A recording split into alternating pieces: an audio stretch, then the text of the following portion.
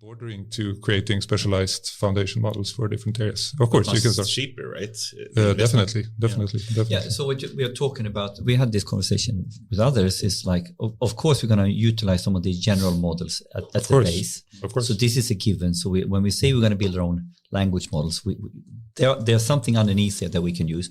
But to really take it into a more concrete application field, that is where you build your sort of narrow language model or your specialized approach. Right. But everything isn't language or images. No.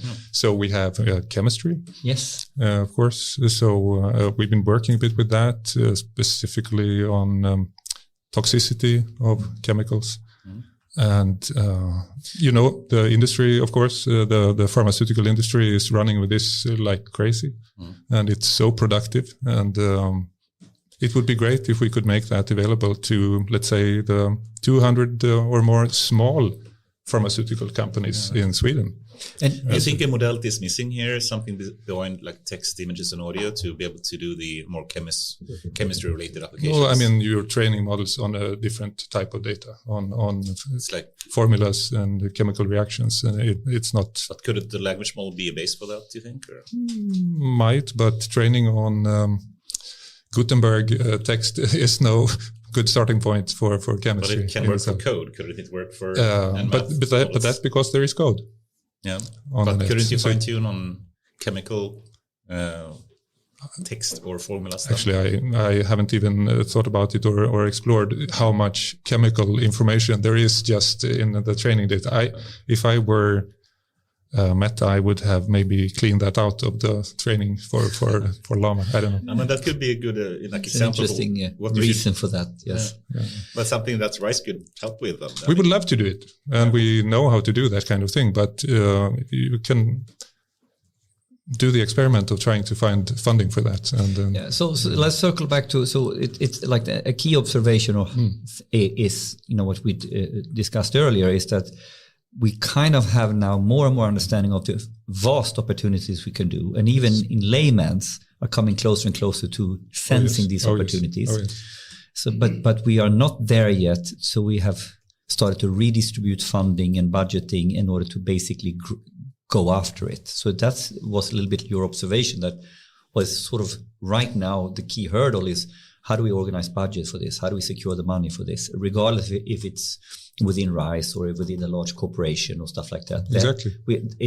This is something new that doesn't just easily fit into the normal budgeting process, maybe, or is it too big, or what's the point? I don't know. It's easier to present to an investment committee that you are going to build a house that has some kind of equipment in it and it will serve some kind of function in, testing something. To invest the corresponding amount of tens or maybe even hundreds of millions for building sort of a software infrastructure. That's a totally different. So this is, I think this is a very interesting observation, because traditionally, if you go to a large enterprise, they're dealing with this in a traditional budget where you have your functional budget in different functional areas, and then you have your IT budget. Right, and here all of a sudden, should it really go into the IT budget? Maybe not, or should it go, so this is a different beast altogether. I think some companies, are perfectly on top of this and understand it and so on, but it's still hard to free up the funding. And when you look at the numbers that are being thrown around by the big IT giants, it's a little bit off-putting maybe. Yeah, let's invest $10 billion in new models. No, not really. Super interesting topic, and let us get back to that a bit more. I think, the ability for companies in Sweden in general to obtain the funding necessary to do the transformation they may need or to start making use of AI properly is a very interesting topic. But before that, very welcome here, Sverker Jansson. Thank you. Director at RISE, right? Or what's the title right now? My title, I had two roles. I am on one hand head of the AI Center at RISE, which is formerly called the Center for Applied AI at RISE. And I am also what is called a unit manager. I have 20-ish people working for me on a subset of those topics, mostly scalable platforms, scalable data platforms, Also. And we'd love to hear more about what you do at the center shortly. That sounds super interesting. And I think I've known you at least, I'm not sure where we met the first time, 2014 or something, the Spotify days for me. Yeah, something like that. Yeah, it could be. At 6 at that time, right? Were you at 6? Yes, a long time. Lars Albertsson and all the other. Yeah, Lalle, of course. Lalle, yes, of course. Yeah, definitely. Daniel. Everyone. But everyone. Yeah, of course. How many years were you at 6? Should I really should you that? really reveal that? Oh dear. So actually, I started chatting with the people who were at the university at that time when 6 was about to be formed. Oh, and I was a student at the time, and they said, they're going to start this institute. I wonder who should work there. So I had a summer job the first summer that 6 existed in 86. So you were there from the start? More or less. And then I started in 89. I was a PhD student at the time. Yeah. And Lalle and them, they came in a couple of years later, right? Or I don't remember exactly early when, 90s, but probably early 90s. Yeah. Cool. Yes, it's a small network sometimes, a very small world. But please describe to us, who is really Sverker? How would you describe yourself? Who is really Sverker? Sverker likes to make sure that good things happen. No, but I mean, it's sort of a perspective on. So I am very much into recent years. As we suggested, I've been at this for some time. Mm-hmm. And how many years is it in total now? 6 and right? We're getting back to that issue. We left that on this. Don't we said the year. No, quite a large. 30. No, I became head of a unit in 93. So I've been that for over 30 years, and seen many generations of research groups and several spin-offs and so on and so forth. That's impressive. Were you talking AI then, or was it more data management? Data 6 was formed on the basis of AI. That's one of the legs it was standing on. Yeah. Definitely. All the time. But AI at the time, as you, I don't know, I'm trying to see how old you guys are, but old enough maybe. Yes. Was symbolic AI. Symbolic then more. Of course. And so I was active in logic programming was the theme of the time. And also automated theorem proving, constraints, expert systems for a little while. That sort of faded out fairly quickly in the late 80s. But, cool. And how has the years, the few number of years at Rise? The very few little, exactly. If you just very briefly were to describe the journey, so to speak, what do you start as, and how did you end up in the position you have today? So I did my PhD on programming languages, that is concurrent constraint languages that were easy to implement on parallel machines, which we had at the time, that were good for symbolic processing. Oh, you did. And when I completed my PhD, this in KTH or in no, Uppsala. Uppsala. And this coincided with the surge of internet and sort of distributed systems. So we started looking at agent-based systems, distributed agents. And coming in vogue again.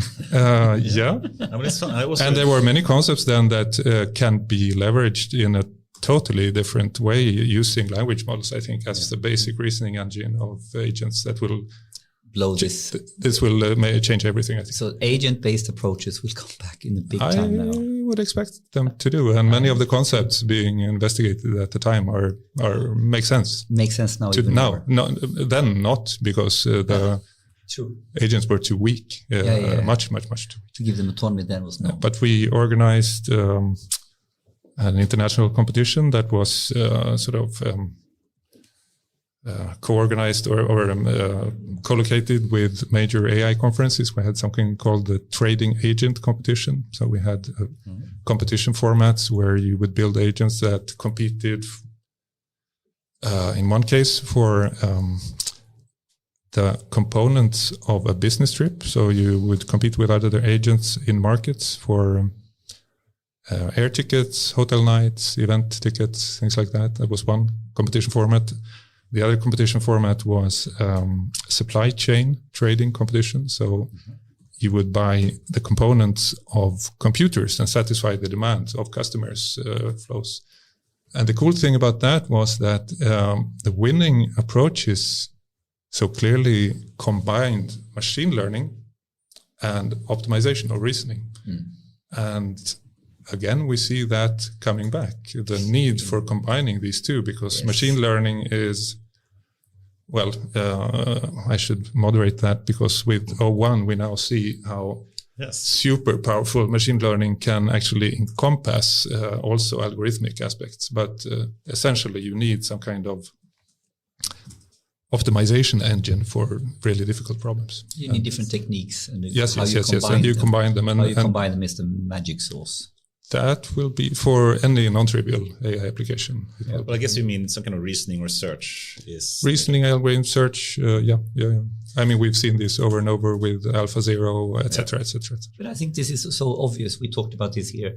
You know, if you can combine the power of what we could do with AlphaGo and AlphaZero, and then combine that with the large language, you know, the logical next step in research is how we combine these different strengths. So, AlphaZero, of course, already leveraged machine learning or deep learning in understanding board states and sort of encoding the intuition of millions of games.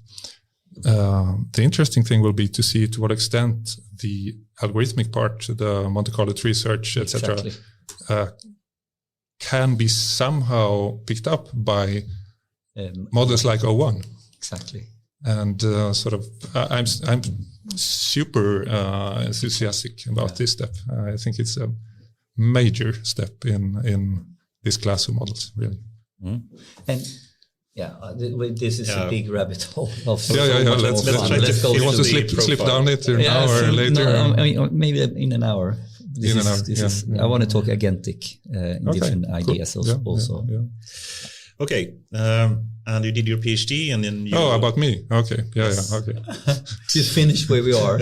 No, we were talking about things we did some time ago, but then, about soon 20 years ago, deep learning started appearing a little bit. And step by step from that time onward, it's been on the radar. And we have tried to build up capacity in groups and so on at RISE. And a few years ago, we even managed to convince central management to fund a center. So here we are. And when did your journey formally become a RISE journey? So from 6? That was completely linked to the, what's that in English? Verksamhetsövertagande. When acquisition of 6 by acquisition RISE. of 6 at RISE, then you were RISE. So the Department of Computer Science at RISE is pretty much 6, not exactly. No, but that's the origin. That's the origin, yes. Perhaps it's also valuable to just describe a bit for people that don't know, what is really a RISE, and then also perhaps a bit more about the center you're driving. But if you start with RISE, what do they do? What we do? We are the Swedish National Research Institute. We are 3,300 employees all over Sweden, dozens and dozens of sites. The origin is a large number of different institutes, for different industry-specific research institutes. So in a wide range of topics, so concrete, 3D printing, etc., etc. Telco, everything under the sun, really. So RISE was a way to consolidate that and make it much more rational. It was really a mess with so many different little institutes. And today, so from my perspective, it's a fantastic playground. So I am a super curious person. I love different areas. And it's, I would say, the best possible substrate for driving AI that one could imagine, to sort of be able to have people who are experts in so many areas and who want to explore the potential of AI. But how would you describe what a research institute is? What it is? Academia? Is it a corporation? Does it work for profit? How do you collaborate between the two? Excellent questions. Yes. So it's non-profit. Organization-wise, it's one of the government's companies, so it's like Vattenfall in a sort of strict formal sense. we are neither university. It's a little bit tricky to sort of really get into the groove of understanding what the difference is. So people are very much value driven or curiosity driven who work at RISE. They are not there to make have the best salaries or do an exit on a startup or anything like that. People spend some time at RISE and leave to do that, for example. It's not a university, but many of the junior people do PhDs, but as external PhD students to our partner universities. Industrial PhDs. Yeah, we call them institute PhDs, actually. Really? Yeah. No, but I mean, it's a separate form and has also separate funding from the Strategic Research Foundation, for example. But is it fair to, from the outside, try to understand this as the bridge between academia and industry, and somehow be able to do applied research or bringing academic cutting edge stuff into business? Or my take on this has been, comparing a little bit with Tecnalia in Spain. That is sort of, we are here basically to be some sort of, as AI is really research driven to some point, but now it needs to land in real business, but it's still too immature to be really, so could you frame it as a mission and a purpose from this bridge perspective, or? So, I mean, I suppose to universities, our mission is to strengthen the competitiveness of industry and the innovation capability of the public sector. Okay. And this is what we strive to do. Yeah. And it's not. One can use different mental models. In some ways, it can serve as a bridge, but that's not precisely. I would rather call it a complement. Right. So we take positions that neither the private sector or the universities do, actually. Mm-hmm. So it's a little bit also filling a gap here. This is definitely lots of different shapes. There are many different shaped gaps depending on the area. So for, let's say again, concrete or whatever, the gaps have some shape, and for the computer science IT sector, the gap is different. So in our case, for example, our role has always been to, when we work directly with industry on contract research, so to speak, we complement their cutting edge expertise. So they have lots of cutting edge people, but we are almost always able to have a couple of people who complement their expertise and can work with them. It's fine. Cool. And I guess we won't come to the Center for Applied AI as well, but just for people that don't know the RISE, I mean, it's rather broad, right? Or what would you say what type of sectors does RISE operate in? Should I look that up? Everything. Everything, energy, transportation, production, materials, chemistry, pharmaceuticals, bioeconomy, Samhällsbyggnad, infrastructure and... We often, but I mean, built environment. Built environments, smart cities, everything. I mean, just pick something out of the hat and we will have someone working. But if we now zoom in on the center, where does the center fit in RISE? So you have a center, and what's the organization, org chart, so to speak, or division for the center? So I guess it's in some ways a little bit different from some other centers where sort of the center is the thing that you talk about, and the people are working in the center, and it could have its own house and its own partners, etc., etc. At RISE, the center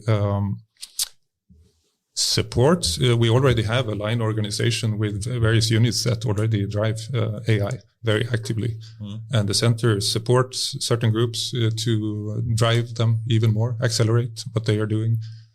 So we both work with our cutting edge expertise, invest in that, and we also try to find forums to work across all of RISE, which is of course not super easy. Would it be fair to call like a hub and spoke kind of organization where the center is the hub, and then you have a lot of spokes outside in the rest of RISE to make them all be able to?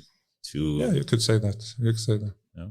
So you have a mission as a center to strengthen the fundamental capability of around AI, which is you can apply for many different purposes.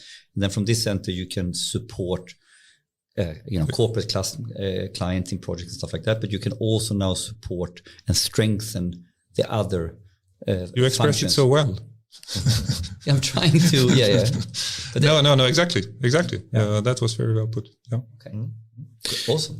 Can you give some example, perhaps, what the center is perhaps focusing on right now? Right. So we have a fairly simple structure when it comes to the cutting edge research that we support. We have a deep learning group that also covers computer vision and AI for sound, various modalities. Then we have a group that focuses on more the classical data analysis type of AI. So causal reasoning, things like that. And then we have people who focus on more compute infrastructure. So the is computational that part of the center, or is it? Yeah, no, this is part. I mean, these are topics that the center invests in, if you put it like that. Yeah. So all of these groups that I mentioned belong to different units in the organization, but the center supports them. I see. Super interesting. I'm thinking we should move to more like a general Swedish topic a bit. And you say that RISE, of course, in the center then supports, I guess, primarily the Swedish society and ecosystem, or is it also outside of Sweden? Or?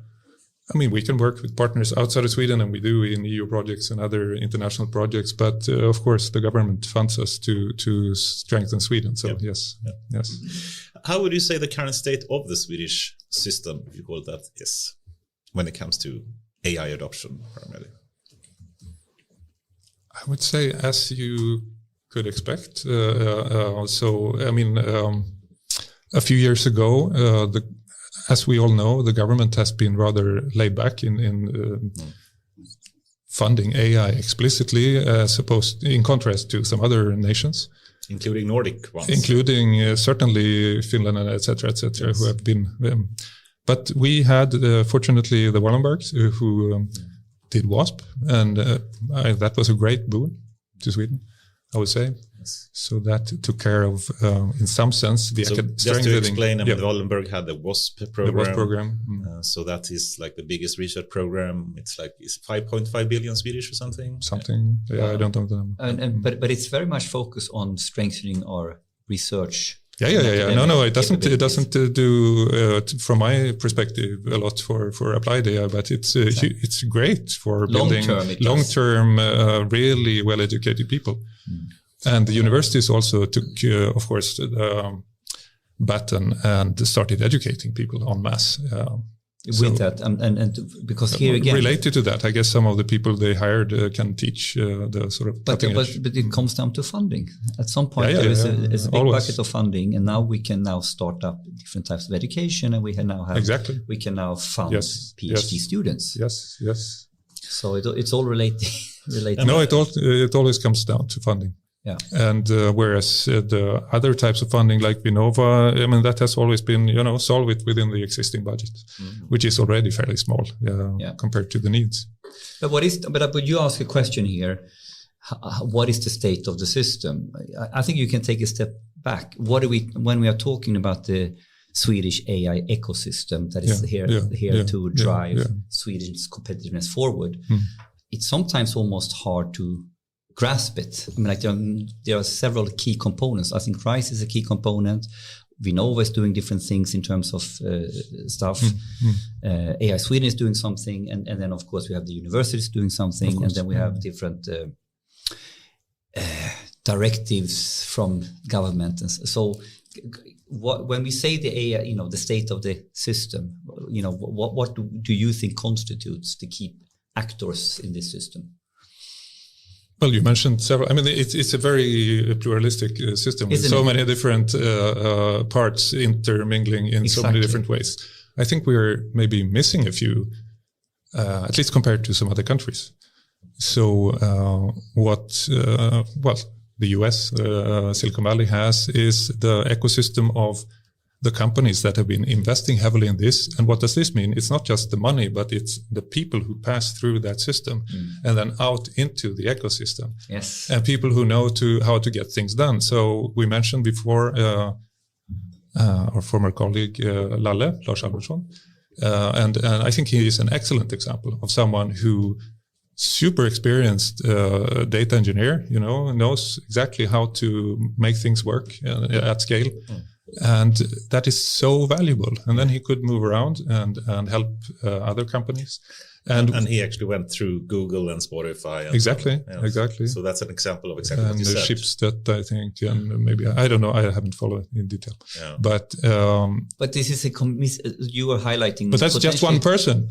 But it's a missing component in the system here. Like if we contrast with other ecosystems around data and AI, I mean, like if you go down the Silicon Valley route, you have very strong connections from Stanford or whatever. Yes. But they have a very strong startup ecosystem around the university, and then they have a very strong VC. It feels like it's a machinery that sort of fits together. Yeah, they have an order of magnitude larger investments in startups, etc. Of course, which gives that engine a totally different level of fuel. Yeah. But what they have above all is that they have people who have passed through Google and Microsoft and Facebook and know their engineering practices around lots of things, including AI. When they start a startup, so they have a totally different starting point, of course, and we don't have any companies just like that. I would say, I don't know. Spotify has maybe been the source of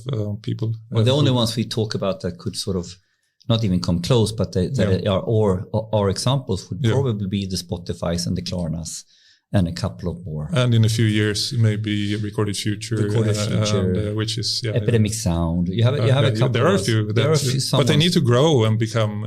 They need to have hundreds and hundreds of people to have offshoots to the real hyperscalers that we can talk about now. I guess is Klarna and Spotify. So just to summarize a bit, I mean, we have a lot of, fortunately, scientific funding through WASP and Wallenberg. We get some from the government as well for the universities and RISE as well that do get money from the government, right? But it's a lot focused on the science part of it. We are potentially lacking a bit on the engineering side then, if I hear what you're saying. And then, in other countries like US, you have the tech giants and they have insane engineering skills and investments. And why are we missing those? Very simple question. Why don't we have a tech giant or more of them? Well, we have Ericsson. Ericsson is, I think it's a pretty good example. I'm sure that what they're doing at Ericsson now, they are investing heavily in AI, and that will certainly have spin-off effects down the line. That's a good point.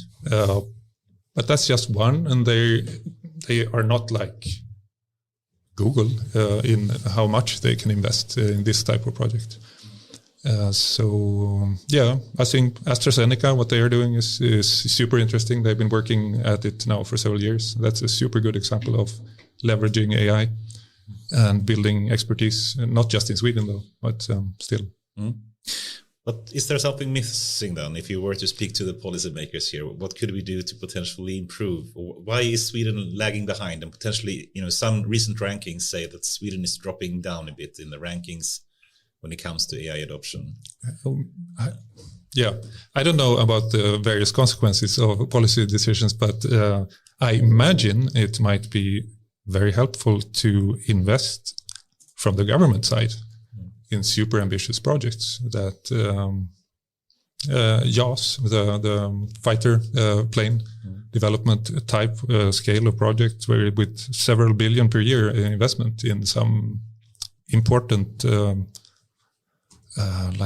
flagship projects for Sweden. So that's an interesting idea here. And that would put hundreds of people through the system of building something for real, which is important. Apollo program. Apollo program. Yeah. So we are talking about flagship projects or moonshot projects that in some ways... Not necessarily moonshot in the sense that it tries to do something regarded as almost impossible. No. It could be AI for medicine, for example. Yeah, but you do it... I mean, like if you contrast that with... grants and funding from Vinnova, that it's totally different thing. There's a very, very small and snippetified. It's so fragmented. It's fragmented. Which is a little bit like okay, it helps a lot of small startups to do a little bit. I'm a startup, and I'm like, I'm not going to be bothered with that. So what we Sweden need, moonshot is the wrong word. I fully agree. We need super ideas, ambitious development projects. Development project. Development. Not research. Development. Exactly. Because we know how to do things. We talked about before that there are so many people out there that want to do AI, they see opportunities. And this is, we could identify at least one sector where the government could step in and just drive this, hopefully in a non-competitive, I don't know about EU regulations for supporting, but if it's a public sector like medicine, maybe we could do it. Because then it comes to argument, in what way do we want the government to invest and what should they stay out of? Should we have a government that becomes an incubator? Maybe not. We need them to fund, to build stuff. But I kind of like that simple idea. They could order something. I don't know how it was done with the JAWS, the airplane. But JAWS is an interesting example, right? Because they are not trying to build the JAWS. They're ordering it. They're making a super ambitious project. They could order a Swedish cloud provider. We can, let's order a Swedish cloud provider. Yes, that would be great. But it's not. But it's far from enough. Because a cloud provider is, that's just an example. But the distinction is we have a super ambitious project and we order it.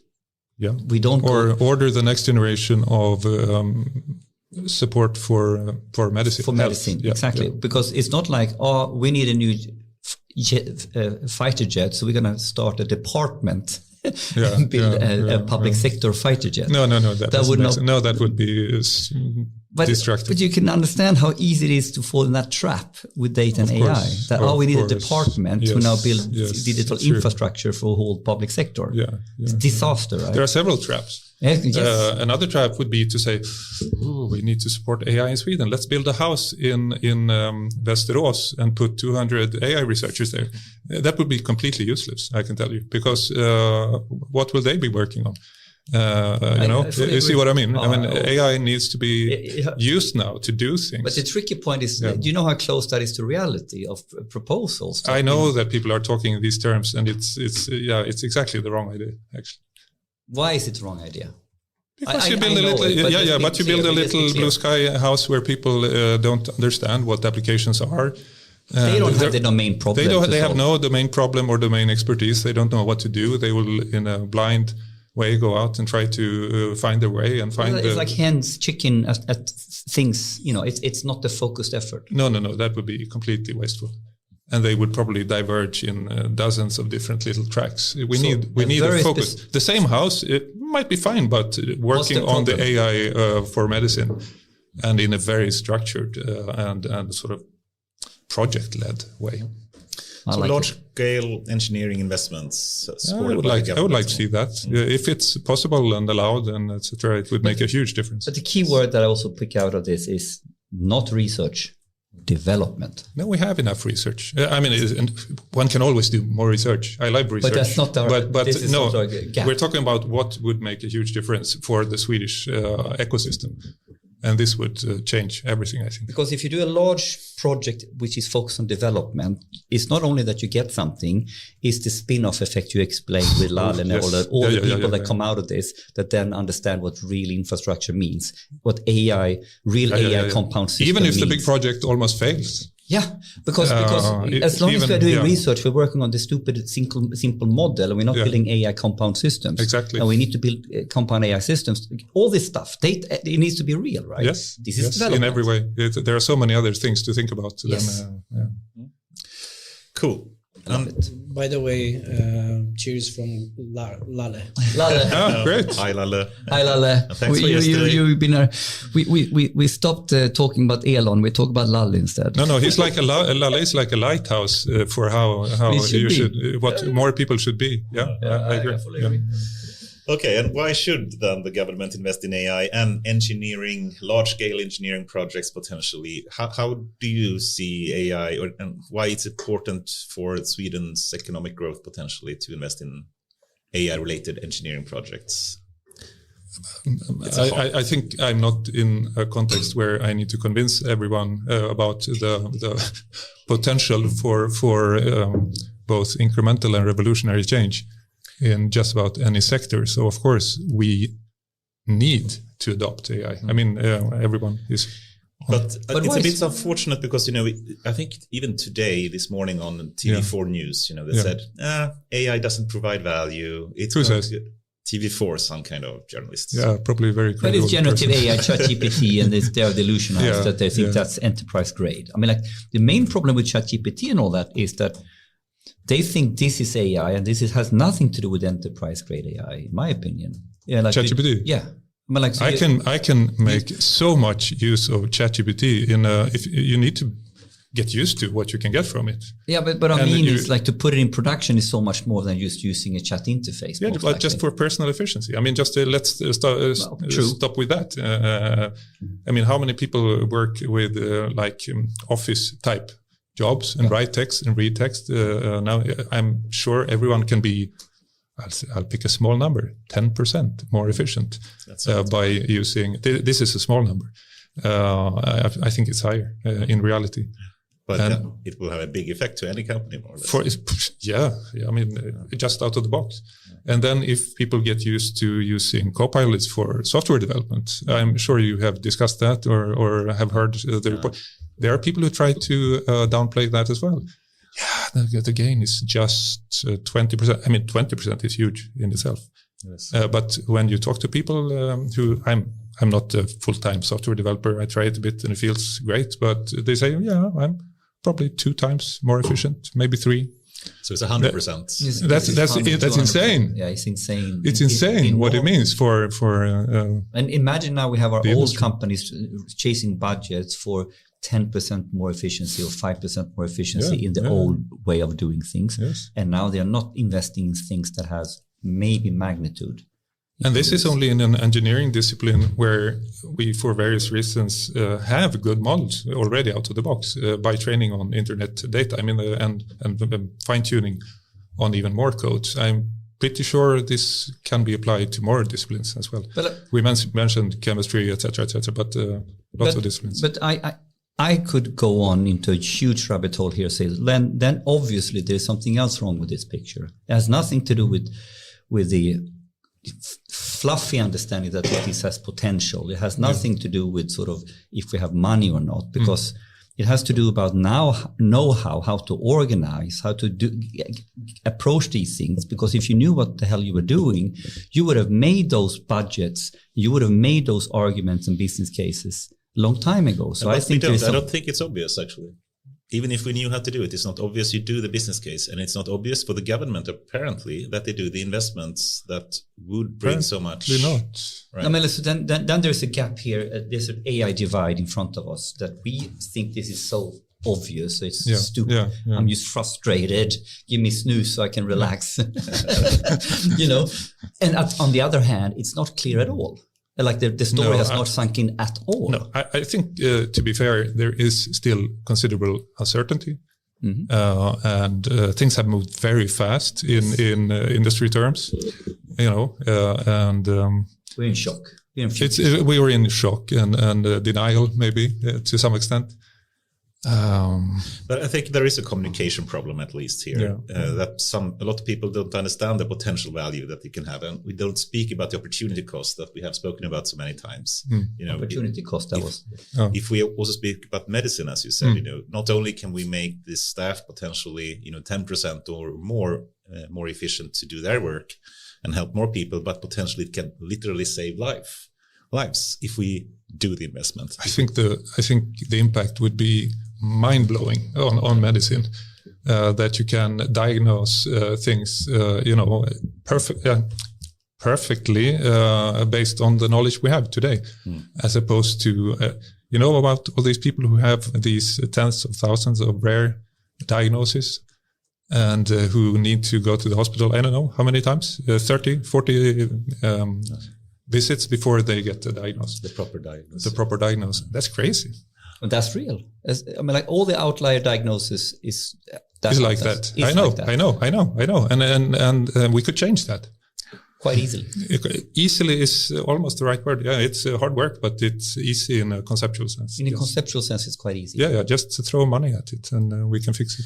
I think there are so many companies right now that are, at least when they have the right management at least on board, are thinking, how can we, make use of this technology for our purpose in the company, and they're trying to find the best product to get started with, etc.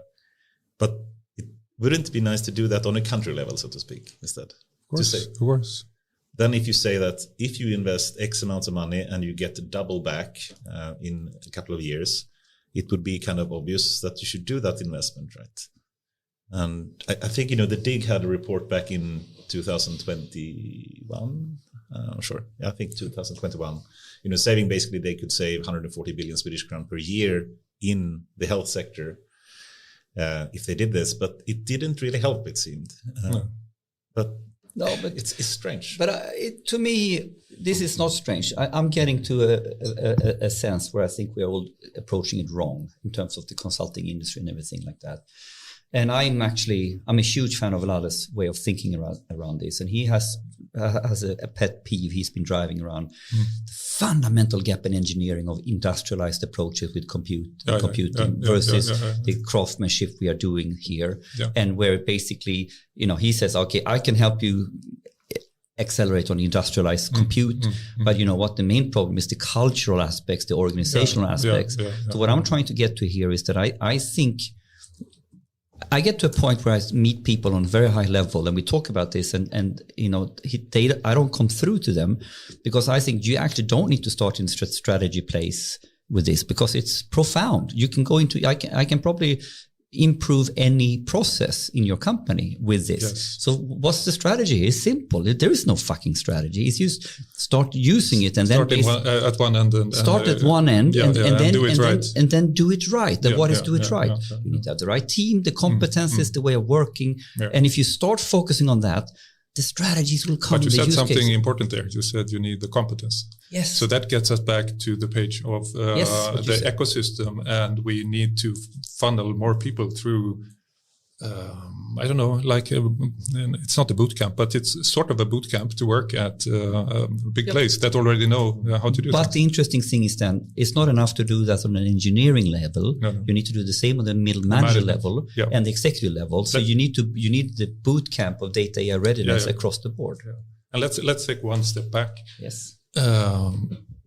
Because it's easy when you start talking about, let's do AI for X, Y, Z, et cetera, the whole alphabet.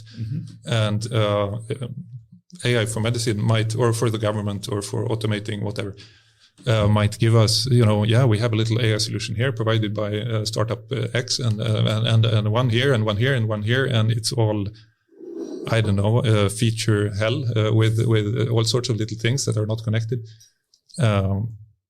I expect that what actually needs to happen at the same time as we start developing concrete solutions is also a rather turning companies inside out and making them digital at the core.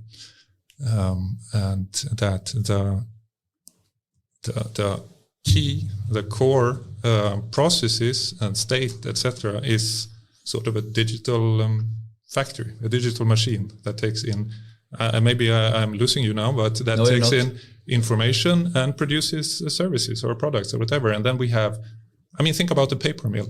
It's a big physical machine, but we need to go to a future where all organizations, public sector or companies, are digital machines in this sense. And that has some kind of management, of course, to oversee and organize and structure and so on.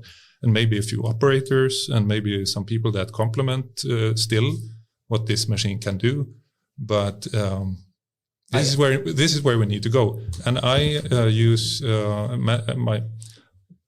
it's probably not entirely correct, but I think about how Staffan Trubé talks about what Recorded Future does as a sort of a blueprint for this, because they have this knowledge graph and they have these pipelines of information coming in and services being based on that and so on. Makes perfect sense to me. That's probably what all companies and organizations should look like. I want to stop and say, I think this is profound. This is what I used to call a goosebump moment. I haven't said that for a while. Okay. Do you have goosebumps? Goosebumps. No, you were too experienced to get goosebumps. No, I have goosebumps. Right? Okay.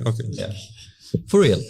And what you said now, I've been preaching for years. You know, if you look at the digital natives, so to speak, they have a DNA where this is part of the DNA, how to do data, how to do. So it makes sense. And then they innovate, and then they figure out what techniques and what they need. And we're still living in a paradigm, in my opinion, where the enterprise companies are still analog at the core and sugarcoating this. And they have not really figured out or understood themselves that we are 50% software company in the future. Like we have a domain, we might even have physical assets like Vattenfall, but in order to run this, we need the digital infrastructure at the same level of focus. It's not just a software company that develops software. The company is software. Yes, and that's the difference. You see what I mean? But No, this is elaborate. What do you mean? No, but I mean it's a system. The human organization. I fully agree. Needs to be downplayed. That needs to be organized around the digital organization that produces the services, that takes in the information. If you look at an enterprise as a complex adaptive systems, and you have agents, artificial or human, they need to work with perfect feedback loops, all of them, as one big complex adaptive system. And in this context now, it's all socio-technical, but it's also all digital, if you like. And this is a mind fuck in terms of traditional functional division of labor. And companies try to sort of, how should I put it, re-engineer what they're doing. You buy a number of systems, previously not so much AI, but various systems, and then you retrofit an enterprise architecture, sort of an organization architecture, and you try to put it together and make it work. But and in the end, we have Conway's law. So everybody, we organize in such a way so we get shit out of it. It's obvious. Yeah, your words, but maybe. No, but I mean, like it's obvious that organization matter and how we understand this at the core matters, because then we are framing the problem differently than what we're going after. So it's a reframing. So maybe the already software native organizations will simply eat the rest step by step. That's a perfectly viable scenario. Perfectly viable scenario. Yeah. So how do we fix this? How do we make people understand this? I mean, I think you touched it partly before. If we were to go to a company and say you should start becoming more AI and data driven, then they can, put the technology at the hands of the people or do something, but it won't be sufficient, I guess. And we need to have proper change management in place to make the company really, make this work. Is that potentially what we need on a more like country level to make that happen? Or how do we make the same kind of transformation happening on a larger scale? I don't know. I think, change is well known to be difficult. Yes. And so maybe the solution is not to focus on changing existing companies so much, but try to lead by example and have at least a few very shining examples that sort of show how this should be done. I don't know if this is compatible with what I said about the government investing. When I think about the government investing, that should be in the order of several billions per year. And even if that means increasing the national deficit, I mean, it's well worth the money. Yeah, it's nothing in the long run. But what I mean, some people at least say that, if you want to have a proper like digital transformation of a company or an AI transformation of a company, the tech is one part, of course, and the org could be something, but change management could be like 60+% of the work to perhaps not change the organization per se that much to start with, but at least change the processes that you have and the understanding for the people how they should be using services that exists. Would you agree with that? That it's a lot of work to make that happen? Yeah, I mean, I've seen the inside of a RISE undergoing change, and I have super big respect for the challenge of changing anything. So I would probably, I don't know what I would do if I had a big company, but I maybe think in terms of self-cannibalization to actually start a couple of core activities that are just done in a new way.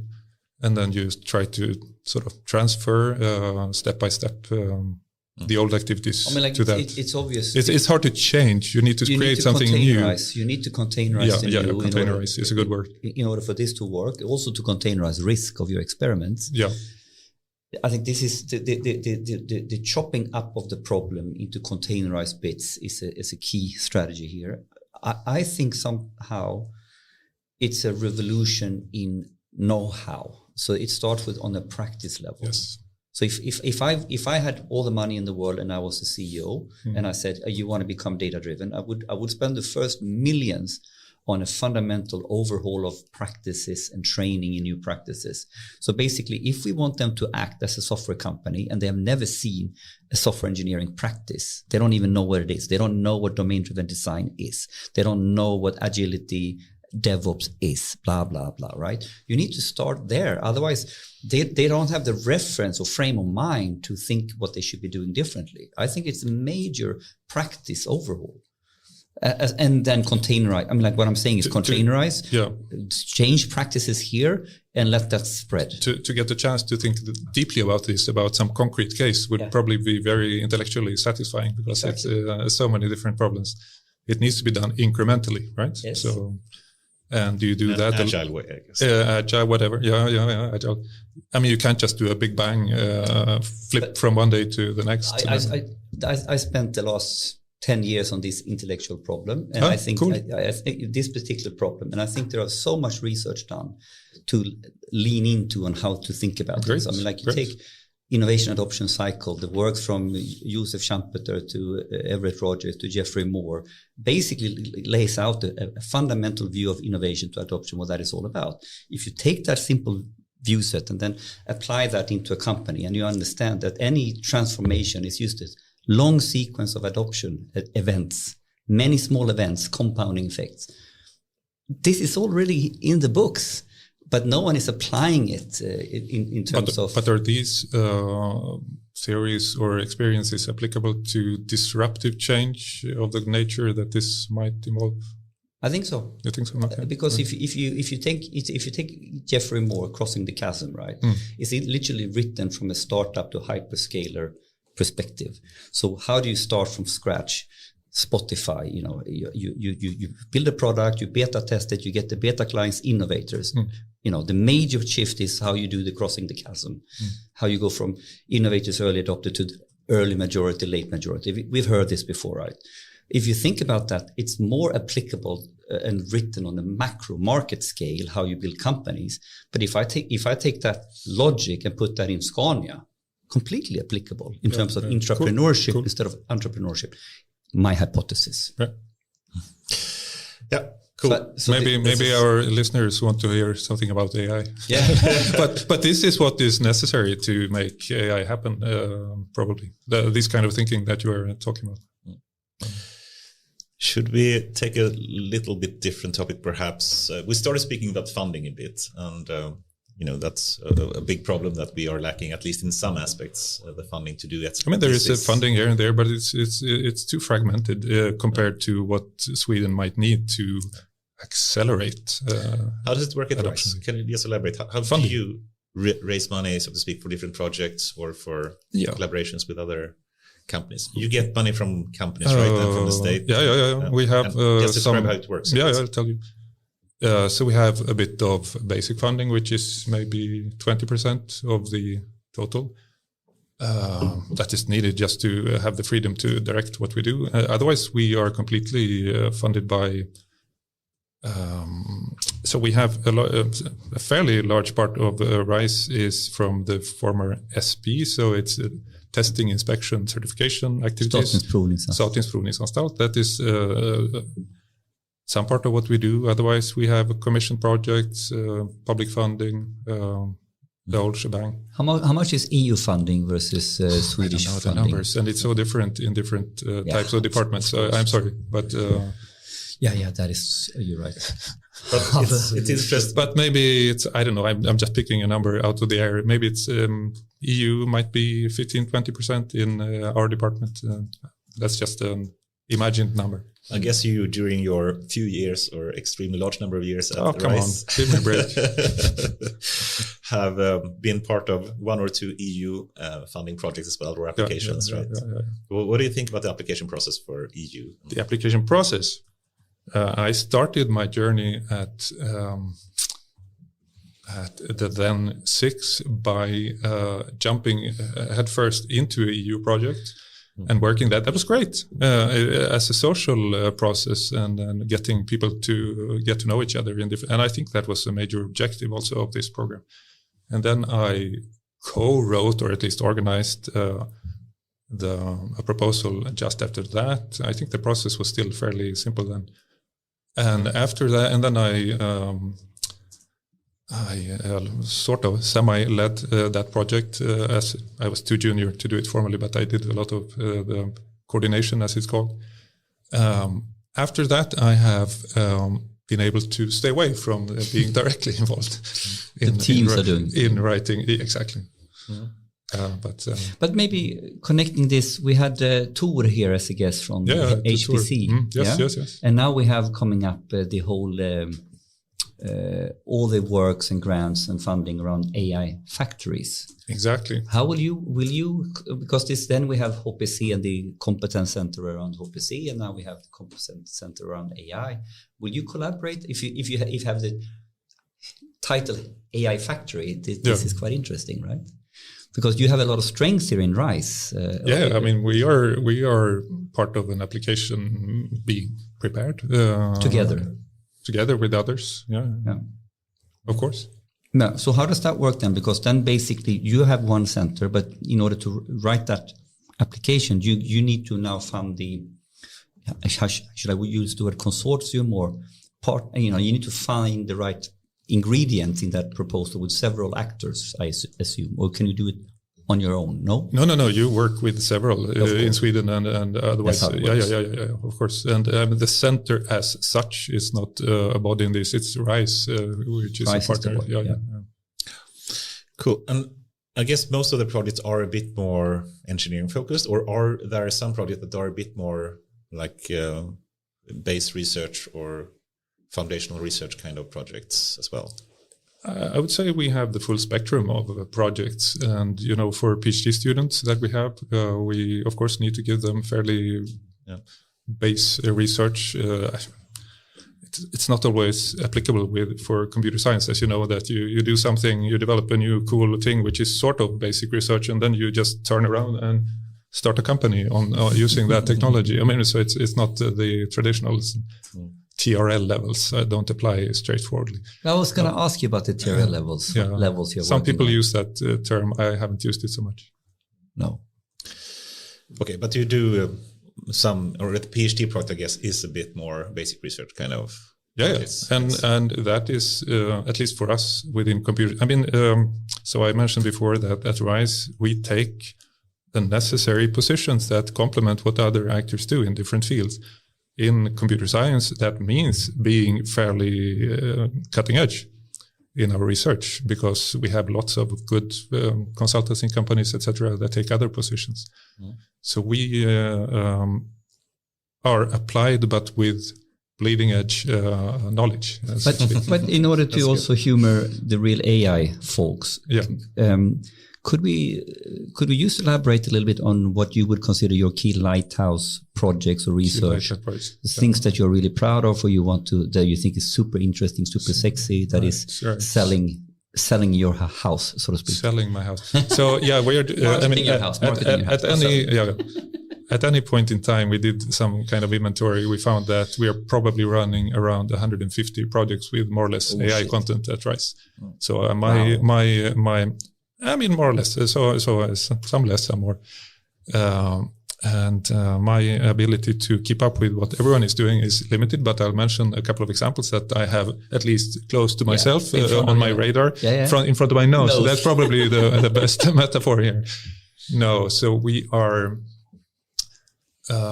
working with Ericsson. I can mention that. I asked if I could, not for this specific, but more generally, they are building a Copilot for their own proprietary hardware and software. They have their own little environment that is not well covered in its sort of the type of architecture and the programming models that they use by the public copilots. So we're doing that and have a... Just elaborate a bit more. Is it more type of like internal chatbot kind of solution working for their kind of... No, it's about code generation.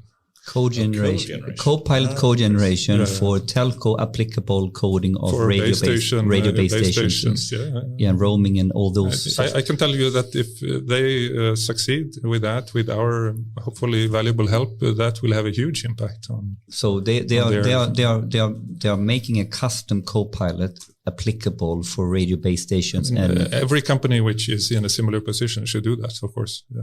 But of this scale and size required to think about that.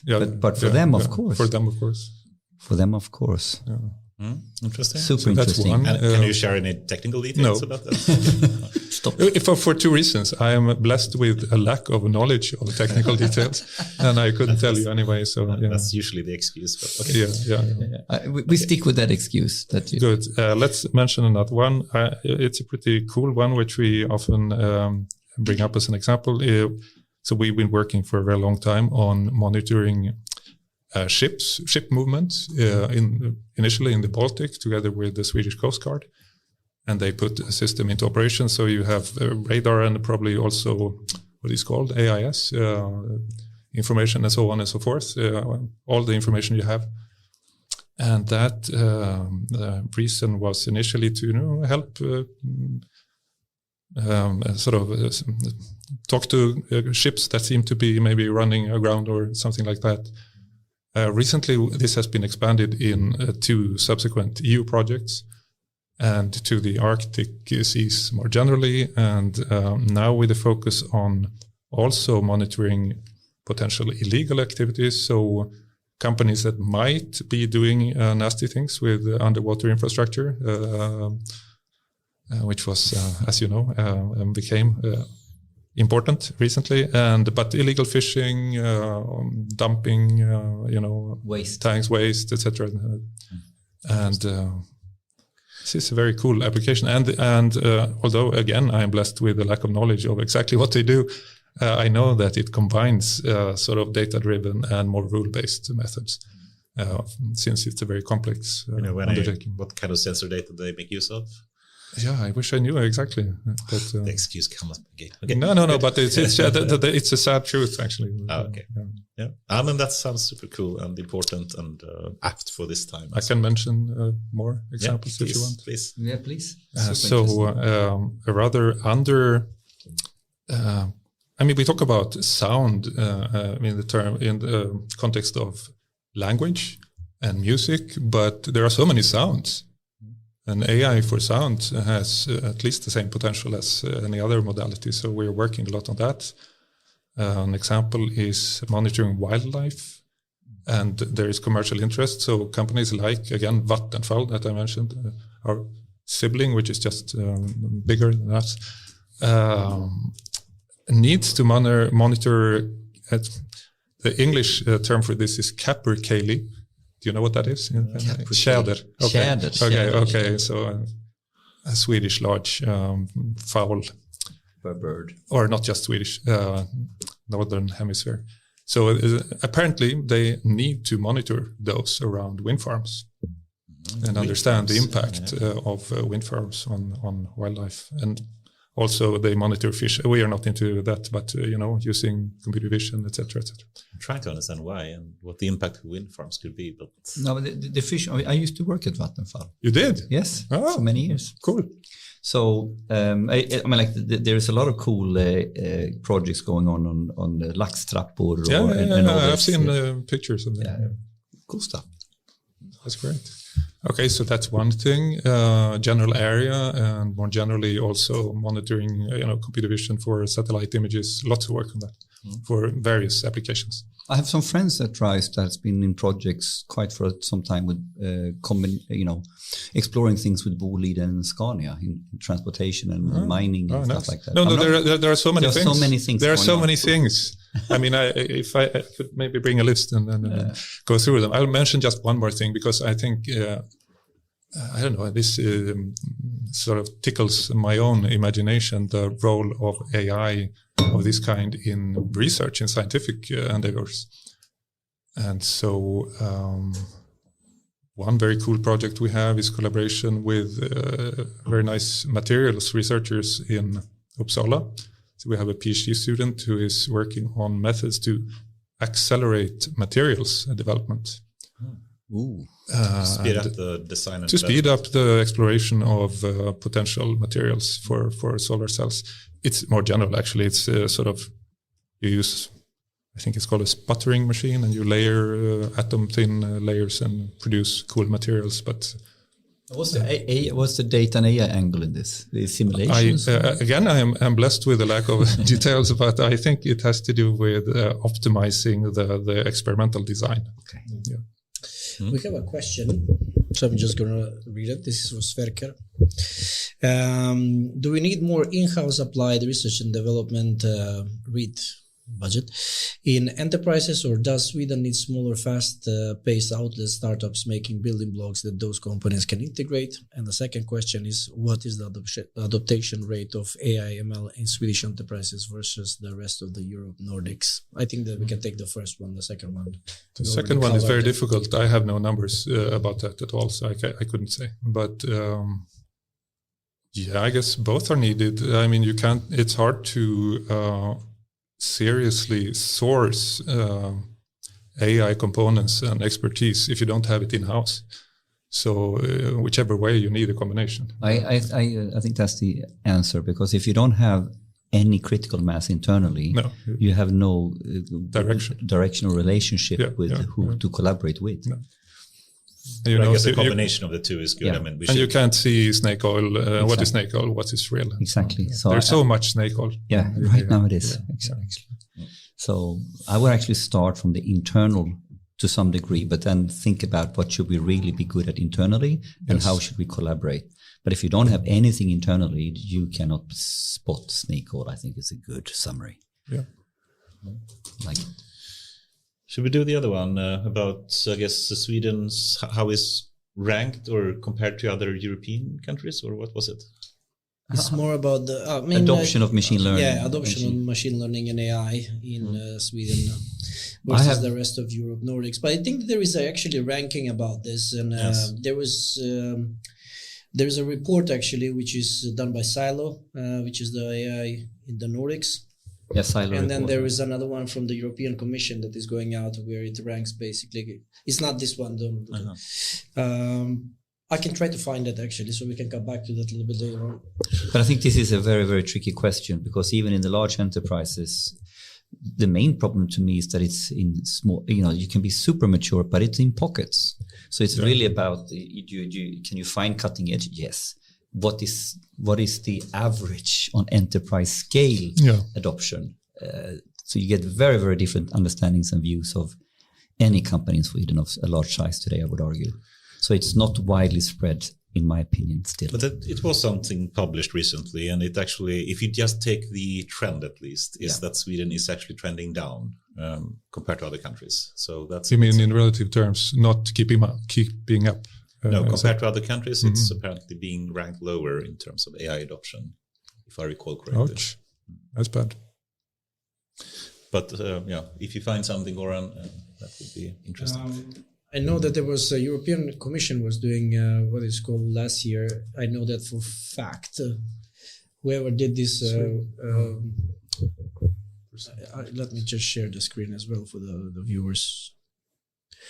Let's see if I can. This is the ISOC data set.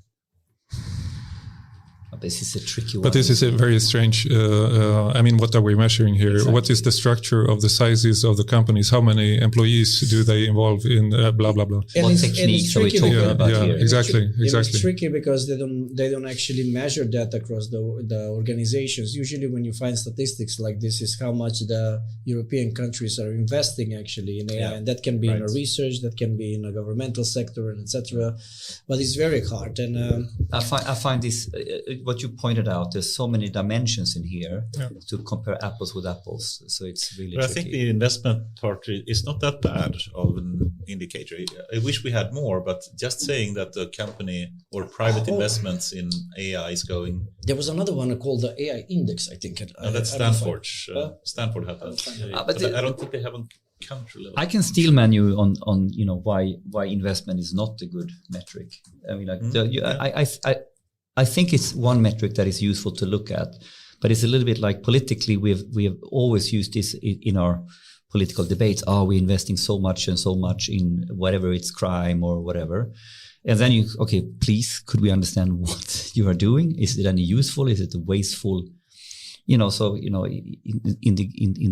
the terms of being green, when I was at Vattenfall, someone actually did commission a very, very expensive report to understand from the different budget propositions from the different parties, which one has the biggest CO2 impact. Okay, so then you need to not only understand how much they're investing, but if they're investing in scooters, electric scooters in Stockholm for 2 billion, or if they're doing something else. Yeah. And then, if I put it like this, Miljöpartiet was not the most aggressive for CO2 reduction, which is so this is my steelman. Obviously, you want to measure the value. The problem is really you can't get it. So if you don't have anything else, it's not. It's an indicator. It's not a useless metric. No, I agree. Yeah, not useless. Sorry, it should be. It's not useless, but it's how useful is it? Yeah. True. We wish we could do it better, but if you don't have anything, it's better than anything. It's better than anything. Yeah, I agree. Or nothing. Sorry. I'm thinking, but you actually mentioned some project before. I think something you played around with Google Notebook LM, right? I did quite a lot, actually. Yeah. Ooh. Perhaps you can start by just explaining what is it.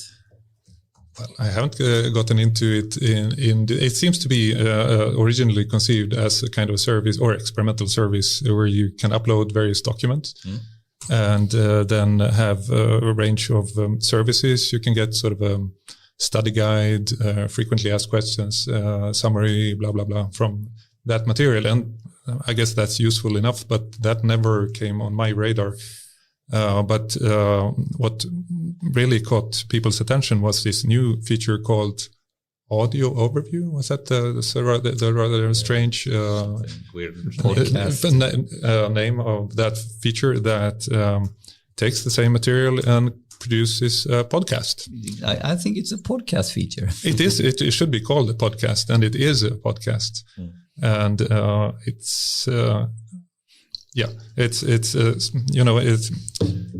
it's immediately mind-blowing how great it is, how good it sounds, and so on. What I discovered, of course, is that if I asked ChatGPT to produce sort of a script for a podcast, it does actually a quite good job just in itself. So I think the most impressive feature of Notebook LM is the very natural sounding sound. Yeah, and how they mix, like you did now, a little bit of interaction and sort of. But just to get people an understanding of how it works. I mean, please. You just upload some kind of document, as you say, a PDF or some kind of piece of text. I tried actually just my CV. I listened to that. Oh, I listened to that as well. Yeah. That was so fun. And as I replied to, when you mentioned it, this shameless self-promotion is what it produced. I didn't publish it anywhere, but just for you. But yes. But an American flavored, extremely bloated kind of academic leave. Exactly. No. This is the great story of. No, it didn't say like that, but it did. Sort of. But in short, basically, you upload some piece of text, and then you get basically two people discussing in a podcast setting that piece of text. A man and a woman. Yeah, a man and a woman. With very peppy American voices. Yeah, and they are excited. And enthusiastic. And they are enthusiastic, and they build up a cliffhanger. And, so they're doing it like... And make jokes. They make... And amazing. also it's it is amazing. It's not amazing. just the text-to-speech kind of traditional AI voice that operates one word at a time. It literally actually has a lot of inflections and way of speaking. Fantastic. Yes, That is completely... And the filler words and the storytelling. I mean, like they take it to. I mean, like I think they squeezed out like 7 or 10 minutes podcasting out of 2 pages of one-page resume. You know, that's amazing, you know, bullshit machine, you know, that really strings everything together. And it's not bullshit in the sense that it's wrong or anything like that, but it's the way that it's do storytelling. And what surprised me a bit was that it doesn't only take the text into account, but also the images in the document. Did you notice that? No. This is so I think I sent you the link to our State of AI by Rice report. And on the sort of second page there is me. I should mention the point of this report is also to use imagery that is AI generated and a little bit tongue-in-cheek, you know. So it was a picture of me and with a cat that had been edited in. And they commented on this and in a very sort of humoristic way. And okay, great. But it's amazing. It's really amazing. And now you can also throw in, and I tested this today, YouTube videos. And yeah, right. I saw that as well. YouTube videos that they make a podcast. And they make a podcast of it. We could put our podcast into the Notebook LM and have them have a podcast about the podcast. Yeah. Actually, a meta podcast. That is so great. This is a meta podcast. And maybe people will be more eager to live, more you know, popular. So when we go to an American market, shorter and more perky. More perky is the word. Oh, this is crazy. Actually, this is our go-to-market for America. I actually want to try that tomorrow. Let's see if I work. But just to vary that thing about like Sweden versus the rest of the European countries. This is from 2023 from European Parliament. So there is no ranking there, but it seems like Sweden is on number 5. So we're talking about 62.5 billion invested in from US. China is 7.3 billion.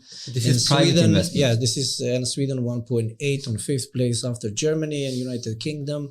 And we are talking about private investments in AI by country. But this is also not normalized by population. Yeah. So we are in fact probably that's surprisingly almost per capita would be amazing. Amazing. From my perspective, now traveling to all of these conferences and etc., doing them, I think that when we're talking about maturity of AI and the topics that we're discussing in Sweden and on data innovation, etc., I think that we have actually quite good. Yeah, nice. Quite good. Because if we remove the Silicon Valley from this equation, the discussions that they are having in UK and US, it will be pretty much similar to what we are having here. We are a little bit slower in decision-making process because we have this FICA decision-making process, right? So it takes longer time for us to basically get into the innovation process. But I think that we are quite good. But I think I then flip it and say if this could also potentially be a dangerous, we are good, pat ourselves on the back, when in reality, are we getting adoption from these investments? Are we getting it into the ground? Are we really changing our companies? Or is this innovation theater? I mean, we don't know that when you look at that. Yeah, but the interesting fact is because I had a news prepared for today. If you look at it's not actually only in Sweden. You have in majority of the countries, you have basically lack of delivering value with AI as a main problem. It doesn't matter where it is, right? Because according to this research that Accenture actually did, it was less than 2% of everybody who has invested in generative AI are actually using it, or they have they have a full stack generative AI installation. Infrastructure and everything else. So it's not that we are that bad at all. I don't think so. We just basically need to leapfrog a little bit more so we can be even better. Good. But just a reflection here. There is also a matter of the distribution of the funding and how many of these units of funding that are sort of at a critical level to allow that enterprise to really move forward. I think this is a key point. Yeah. Because if you look at United States, 62.5 million, it looks like US is fantastic. But if you look at that per capita, if you look at that per state, you will find that there's a couple of states where the majority of this money goes to, and there's a couple of companies where the majority is. Yeah, but it sounds like a small number. It's billion, 62 billion euros. Sounds wrong. It sounds completely wrong. I mean, just Sam Altman is tossing around bigger numbers than that. Yes. Okay, not necessarily in realized. If we include all the compute infrastructure be invested in, that by itself would supersede that number. So it's something wrong with that number. No. So exactly, it is from the Stanford University, so it shouldn't be that much of. No, the tricky one is you need to really dig into the numbers. Obviously, compute infrastructure is not in that number. It can't be. I mean, like just from the numbers we look at, it cannot have. But, the Nvidia, if you look at investments in chips from Nvidia alone, that is a bigger number than that. Anyway, okay, one company, for sure. We can look at more numbers later, perhaps, but it's interesting. I was just thinking to continue on the Notebook LM and just speaking about some more cool like AI applications. But let me say just one more thing about Notebook LM. So pretty much as I've done with ChatGPT and everything, I use it to digest material. You do? So I've used it several times. This rather boring Draghi report, you saw that? I threw that in and listened to 10 minutes, as you said, perky summary of the main points, and that was delightful compared to having to wade through it. And I think the main points came through anyway. Of course, as you know, since you've tried it, it's sort of slightly superficial, but still. But you can then basically digest a lot of more reading, being out jogging and running and having something. And in an more entertaining way. I get it. You don't have to, as humans, write in a entertaining way. But can I ask you? No, but the AI can do it for us. Can I ask you, as experts, do we have any understanding of the techniques applied to get to there? I think in the next topic we'll come to get to where to. If you look under the hood of this brilliant... Of this particular brilliant, So what are the techniques? Because once again, it's not just one thing, it's a compound. Well, I think my it's too little to be called an experiment, but asking ChatGPT to generate a humorist or a nice sort of bantering script for a podcast, that showed that, it does as good a job with the actual transcript, the transcript, the spoken content, but the voice generation, the voices, that was it hasn't been at the next level much. No. There are of course a lot of text to speech, but this is not text to speech. This is kind of semantical kind of. This is something else. No, there is something else. Yes. And so basically, then, if you want to pick apart the techniques here, okay, the text side, the transcript side, we get to fairly fast because it's something similar to what we have seen in the LLMs. The voice stuff, what is happening here? What is really going on there? Yeah, could be something connected to the diffusion approaches for generating images and using it for audio, but who knows? But I'm coming there with the next topic, actually. So if we could, because it's also connected to the Notebook LM, and we have a number of new applications coming out from both OpenAI and Google, which is the advanced voice mode that OpenAI has, and now Google actually released in Europe even, I think, or I tried it at least, it worked for me. The Gemini Live. So to just describe briefly, if you use the advanced voice mode, which is not released in Europe, similar to Meta's models, is not released in Europe because of regulation issues.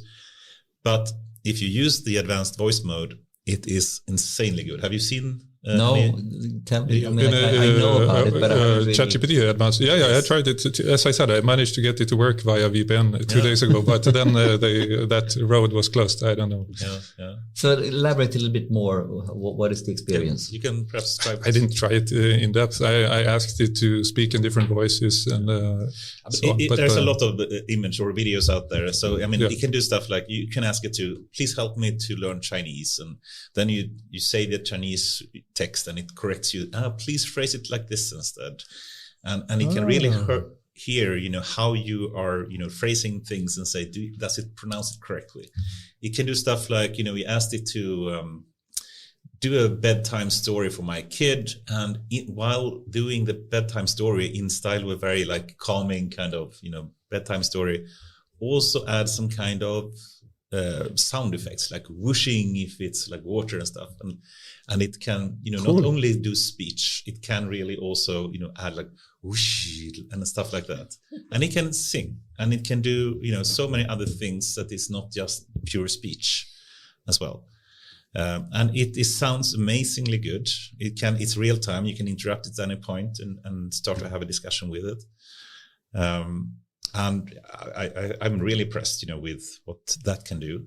If you go to Gemini though, it is not as impressive, but at least it is released in Europe. So, we have to, make use of that, but that doesn't have it's very clear that Gemini Live, so Live is basically you can press a button and you speak to it and you can interrupt it and you can ask question and you can have a dialogue. It's actually a very nice kind of user interface where you don't have to text anymore. You just speak and you interrupt and have a discussion. And that's nice. However, that's very clearly from text land, so from text space. It only reads the words. It cannot, change, speak in the tone of Gothenburg voice or something. And if you ask it to sing, it won't do it. It says it will. I'm singing now, and but it's not. And you can ask it to do like a bedtime story. There is a person on YouTube who did the same. It compared basically the OpenAI advanced voice mode to Live. If you ask it to sing, it starts to say singing voice, blah blah blah. Now doing this, and if you do it in OpenAI, it's la la la la la. As it properly do it. It can do more than text, but Gemini Live is pure text. It's very clear, even though it thinks it's singing, but it's not. Anyway, it's kind of amazing, and this, of course, will be a very useful kind of interface for humans to machines in the future. Imagine sitting in a car or speaking to Spotify or whatnot. But yeah, please. No, just should we be surprised about this? It's just a straightforward extrapolation. I'm being a little bit tongue-in-cheek with this because it's great. Notebook LM, what it does is great, but if someone asks me, okay, so could you do that? Yeah, just throw a bit of money on it and you can do that. Yeah. That's I think sometimes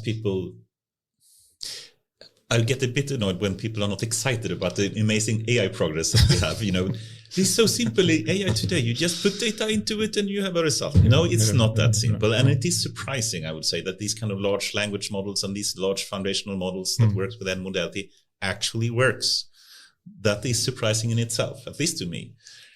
In some basic way, it continues to be amazing and surprising. But given that we have accepted the progress that we have already seen, at least I am perfectly ready to extrapolate rather a long way from what we have today. If you take kids or something that just investing, or people that haven't seen the whole history of AI, now they assume that if it doesn't sound perfectly, if it doesn't generate perfect text or do whatever, they are annoyed with it and disappointed with it. I'm still amazed when I see this kind of improvements happening. But when I reflect to this conversation here, I think that these two standpoints are super valid. Like this, this is amazing stuff. But I think the profound, frustration or question that comes out of this, if you see this happening now and people are just doing it, experimenting, and it's this good, you need to understand that every single, computer interface should be questioned within the next 5 years. And not just computer. Every single interface can... You're a vacuum cleaner. There's nothing to argue against everything being voice controlled. And this then makes me wonder why we have such a hard time innovating. Because the innovation here is done on techniques, and clearly the techniques works. And now it's up to us to put them into systems and into real products and use it. And for me, it's not if, it's only questions of when that is left now, and if you want to be part of that game or not. And I still don't understand why we have such a hard time then, as a society, starting to use it more and more. Maybe it's just the catch-up effect here that we're not ready for it. Yes, catch-up effect. there is a substantial amount of investment being made in providing these components that are then very easy to use. So I'm sure you are following all these tinkerers out there who toss together cool prototypes and doing this and that, and using replit.com to just, I made this AI application just in 15 minutes. I think the ketchup will come out of the bottle to some extent. Because it is a topic now that this will seep into everything. It's obvious that it will, but it's more about how our normal companies can which is not, of course, not exactly the same thing as a fundamental AI transformation of the company's products. I mean, this is lipstick on the pig a little bit if you only sort of adopt speech interfaces, for example. Yeah, but I think the profound topic is that if you have been around the block for a couple of years, we understand that this is now happening on so many different levels in terms of compute infrastructure, in terms of how we manage data. You talked about knowledge graphs, you talked about recorded future example. So all these different components are now coming there to do something that is completely revolutionizing every part of it. And the proof in the pudding that sort of is shown in media and that everybody can relate to is the end user's interface. But make no mistake, everything is happening on all levels here. So if we can understand that, then it's not putting makeup on a pig anymore. But if you only do that part, yes, it is, of course. But I think this is what is holding us back. You're circling back to that question, right? If it's the money, if it's the know-how, I don't know. I always end up back to why aren't we doing more? Why isn't it going faster? For me, that's the fundamental question now. That there's it's already going so fast. I mean, it takes time for something to come out as a product and to change. It might be that it's an exponential process that is just under the radar. Yeah, most likely that's could be, and that will just say boom in N months or years. Yeah. Well, it will be an exciting time coming years for sure. And if we were to just go a bit more thinking a bit further ahead, what would happen in coming years and the advances we are seeing with, for example, O1, etc. And perhaps you should go agentic as well. I think you're both very engaged in that, and so am I. But perhaps we could start with just the O1 kind of direction of AI models. So what's your thinking there? I mean, my way to usually describe this is usually to say that we have the traditional language models at least that have a huge amount of knowledge, much more than any human ever can, and then we have the traditional reasoning models like AlphaZero, AlphaGo that can beat any human easily in chess or Go and games like that, but they are very narrow, so they are not general and doesn't have any knowledge. So they're really good at reasoning, really bad at knowledge. And one other interesting part of this, I think, is that AlphaZero, for example, trained without any human data at all. So it's all generated data by itself. Now, if O1 is this kind of self-taught reasoner kind of approach, which are generating their own data, this is actually going exactly this direction. So that means that now the models are generating their own data, can go beyond the human knowledge because it's no longer dependent on human data to be trained. And then start to add, combine the reasoning power of traditional AlphaZero to the knowledge that language models had. Would you agree with that description, or do you think that's a good way to describe it? Yes, but I'm not sure convinced that yet. O1 self-taught reasoning. I don't know exactly what O1 does. I mean, that's speculation. O1, yeah, of course. But that self-taught reasoning, that you can bootstrap it entirely on just the human data. I mean, I think it's a super important step from the underlying language model. What does it do? It extrapolates text. It's just so happened that if you prompted this correctly, it might actually answer questions as a byproduct of extending text. And then we trained it specifically to answer questions, so as to do that more reliably. Okay, so then we have ChatGPT, and that leverages, of course, lots of data that sort of has this relationship between questions and answers and so on. And similarly, we started exploring prompting techniques that did chain of thought and sort of reasoning, which just happened to be reflected in the text we have already trained on. and then we can polish that further with various techniques. I think we need to, which is great. I think it's a sort of a quantum leap to a completely new type of model, or a way of thinking about the model. Right. It's sort of we are stepping onto new abstraction levels of what we're doing. Yes. I think we need to. Some reasoning patterns have logical correct answers that you can produce synthetic data, for example. But let's see how we need to train these models going forward. I'm not sure you can just extrapolate from the internet mass of text the reasoning patterns there. I think we need to add more. But let me see if I can. I want to test a line of thought here with you. What the trajectory is here. So you know, looking around the corners, seeing the implication chain of what we're talking about here.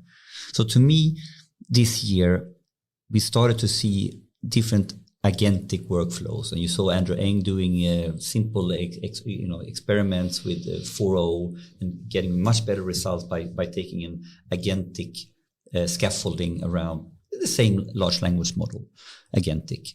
And now we see, if it's self-taught reasoning approaches, but what I think you said is the correct analysis, is that we are moving up in abstraction level in terms of how we are working with problems and how the machines can automate and how AIs can help us. So for me, when you move up in abstraction level, it simply means we're going from one simple task to now we put goals or problems that they can be decomposed into steps.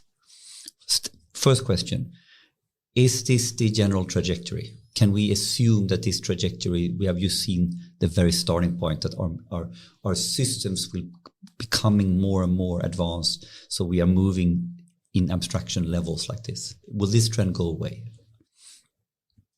I think it's a rhetorical question. Yeah.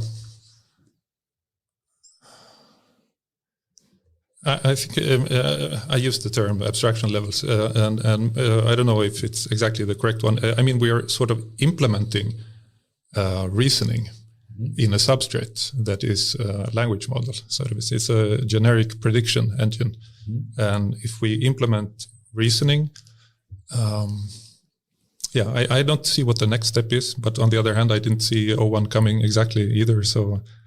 No, I think we need additional components to climb up towards. Do you have any thoughts what that could be? We need more mental state, I think, somehow. More memory. I mean, more short-term memory or whatever it is that we use to maintain sort of thoughts. We need world modeling, but that, I think, to some extent can... sort of the basis for that is part of the general transformer model, so to speak. But we need to keep in our heads what is the current state. Yes. When I turn around and, sorry. Yes, Anders is still there, and so on. The classical OODA, observe, orient, decide, act, Yeah, maybe. But mental state in a more general sense. And I have to add, I like the Jan LeCun kind of JEPA approach. Have you seen that? Okay. We don't need to go in. I think we've spoken about it so much. But if I don't go into the techniques, but I want to understand a general trend, so I then can build a mental model for what do we need to think about when we organize business or when we build systems. And I have like a bet. Data, what can we observe? What is the insight here? What is our beliefs and bets? So I put up a belief that I think we're going in whatever techniques we are figuring out, we are on a trajectory that humans will be working on a higher and higher abstraction layer on bigger problems, and the systems and machines will help us. So there's a very interesting phenomenon happening then, because the fundamental human-machine interaction is different. You very soon get to a principal-agent relationship with your machine. Like you're the principal, you prompt, he's the agent, he's doing the work. This is a very different type of relationship to how we have had relationships to our systems in the past. And if this is where we're going, that has fairly big implications for how we define agency of the AI and understanding agency of the human or the teams and how they are aligned or the potential risk when they are not aligned. So I'm on a trajectory here where what fuck ups, what do we need to change in terms of thinking around this? It's at least still agency? The case that you need to know your stuff to use, let's say, ChatGPT efficiently. Yeah. You need to recognize good output from bad output. So you need to be an expert already. So you are not, in fact, at a higher level of abstraction when interacting with ChatGPT. It might appear so. You can, for a little while, get by saying something at a higher level, and it produces something, let's say, code, and you run that. But if you don't, if you aren't an expert capable of verifying that the code is okay, you are. But this is interesting to see, because if we don't get over that threshold so that we can actually fully trust the output of the AI, it will enter an interesting situation where the people who are already experts in whatever it is, software development, will put everyone else out of the job who is on a career track of actually learning to become experts. And so in a little while, we will have no sort of junior future experts who can handle this beast. This is just a sort of an imagined scenario. But you can think, I think, in two ways here. One, or some people say that, okay, in the future, when we have this kind of amazing AI system that we can have doing the advanced stuff, I need to know less. And I think that's the opposite, actually. Currently, definitely. And that means basically that we have to learn more than we did in the past to be able to be a useful person, at least. But, with AI, we can learn more as well. But it still means that we need to actually raise our game as humans. And we can with AI's help, but it's not that we can reduce or remove that need for us to learn more. We need to learn even more in the future, I would say. Yeah, but let's take a very concrete example. So because I think this is quite profound. So let's say now I want to build an AI in a function in an organization. Let's call it sales. And I want to have some sort of AI helping me plan my I'm not going to go into detail, but what you are saying now is that on the one hand side, the team has only had sort of sales competence before, and ultimately are domain experts and know this. And now we want to do math or whatever to understand with data and AI how we can automate route planning, whatever. But what you're saying now, in order for the foreseeable future, we actually need to have more competence. Maybe we need to be a team. There needs to be some AI experts overseeing or quality checking and understanding what the AI is doing. So for me, this is a huge topic around the agency of what is the scope of the more now complex AI system doing in terms of planning and sequencing in relation to a human in the loop using that AI as a team member. And within that team that is using that as a team member, you need to have the people that might be the users of that data, but you kind of need to have people in that team who actually understands a little bit more under the hood if something is completely haywire. And you need a long-term plan for making sure that, as a company at least, or a big company, that you always have experts of this kind who have that deep understanding, who can have that role. And that has traditionally been that you're a junior team member who would do what the AI now does. And that's sort of, I remember a comparison here. I think it's correct that when car companies started having robots paint cars, at least some companies put in a production line with human painters just to maintain the understanding of what's actually going on and funny. Who can program the robots in the correct way. Exactly.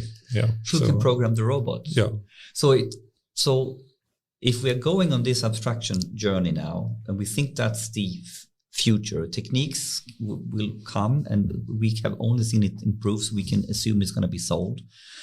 Then how we organize teams and teams composition and the agency around them to able to work with these machines, this will be impactful, because if you have a business organization today where you have a functional division of labor, where you only have one set of competencies, sales over here, more technical competence or data competence sits over here. They are not really in a state to have agency around what the AI can do. So you kind of need to now, what we have learned, like how do you build a cross-functional team? How do you build product teams?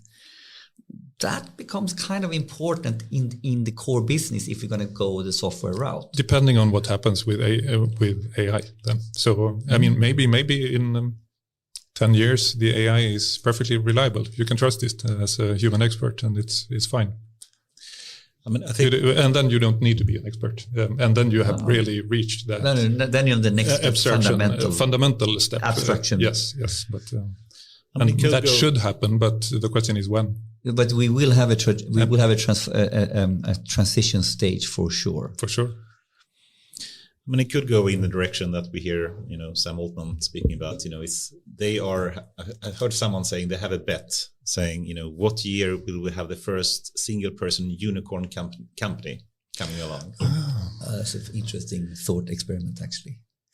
There's been unicorns with I think 10 people or 16 or something. I think Instagram was like 16 or something. I don't know. But anyway, a single person. I guess some kind of power law or something like that will suggest that there will always be sort of unicorn companies. But I'm just also seeing a future where so many people are doing so many things that, who can attract that kind of attention to become a unicorn? But call it a 100K company then. But anyway, the point is that humans take on a broader set of tasks, and they perhaps more deal with the overarching goal rather than the specific details, which is delegated to a set of AI agents instead. But I think this is back to what we discussed. There's a transition phase where even you can build for me it's plausible to build a 3-man or 5-man unicorn today.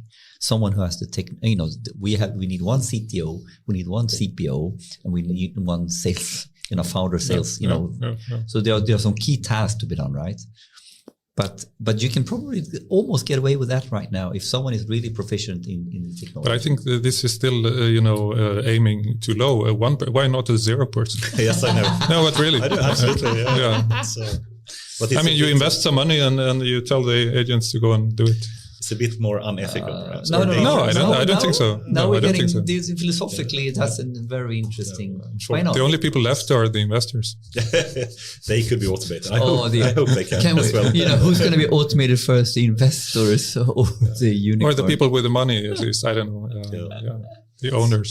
Very meta. You need a pension. The owner class. No, the pension fund and their algorithm and their startup machine. Yeah, the AI is investing in other AIs, and that becomes a market, I guess, at some point. Oh, crazy idea.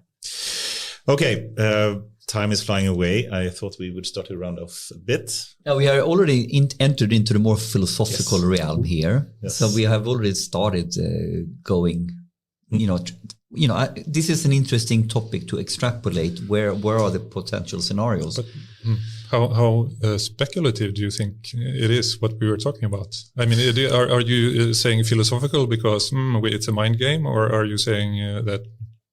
Do you believe in the scenario of the, let's say, 0%? Now, let's go here. I like it. Yeah. I mean, for us, if we have had, if we're a typical roundup and the sort of the standing research question that we're building our statistics on is where people think about, where do they put themselves on the spectrum as an AI doomer versus an AI utopia? Boomer. Yeah, boomer, doomer. You know what I mean?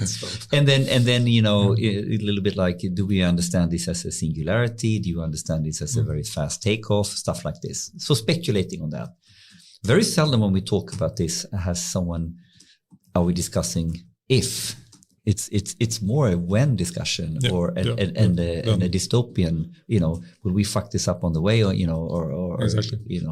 Is it really AI singularity we should be scared of, or is it we screwing this up as humans on the way? We couldn't regulate it, we couldn't fix it. We got, an AI divide, economic divide that is leading to revolution.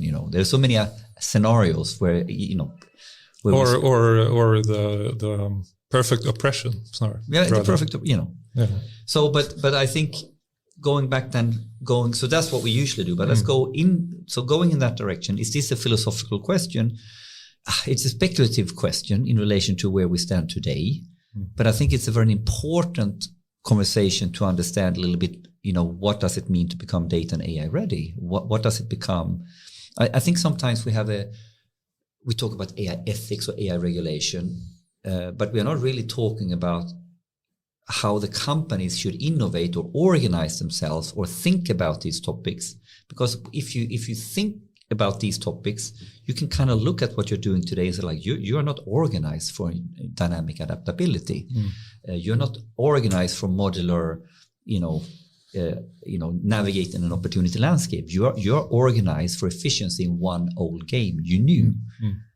That's the main problem. But it's not just a matter of reorganizing a company as is. I mean, that will get you nowhere fast. No, it's a fundamental. No, you need expertise, experience, talent, not least talent, to manage the challenge of doing this transition. I fully agree. So for me, when reorganizing is not about moving around the pawns. Shuffling the organizational chart, that will go that will go nowhere. You need to reimagine what this enterprise is all about, and then you need to staff it and organize it accordingly. Yeah, which is something else.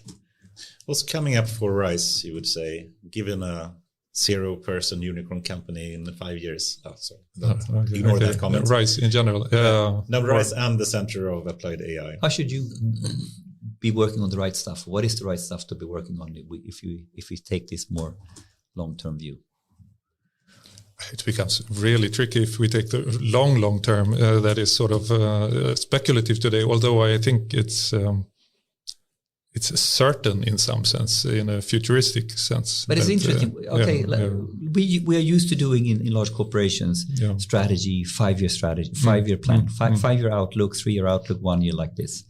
So let's take a 5-year outlook on where we are on the trajectory. But it's much more volatile than that. That's what makes it so different. So I quoting Jeff Hinton on numbers, not for any specific question. He said, in a few years, or at least within 20. I mean, I think those are the numbers we're talking about for many things. Really big things could happen in just a few years, given the pace of investment. Then we are talking about VUCA. Volatile, uncertain, complex, ambiguous. We have all the different scenarios. Yes. So then you need to go into another type of strategy work. I mean, like even scenario work, like Vattenfall, we do scenario work, right? Yeah. And we have 3 scenarios. This is something else. So to strategize on how to build a company here and now that can go into an opportunity landscape of that breadth. How do you do that? How should we think? I can't even imagine. I think maybe you need to organize for being very agile and adaptive. I think that's the core topic. We're going from economies of scale. And for learning. Yes, we're going from economies of scale to economies of learning. We're going from extreme focus on dynamic adaptability versus efficiency. Efficiency is dead as a metric. It's about adaptability. I don't know. I mean, with a little luck, you will be very efficient if you manage to adopt these technologies. Economies of learning beats efficiency of scale, because the economies of learning means magnitudes more efficient. Then it is more efficient.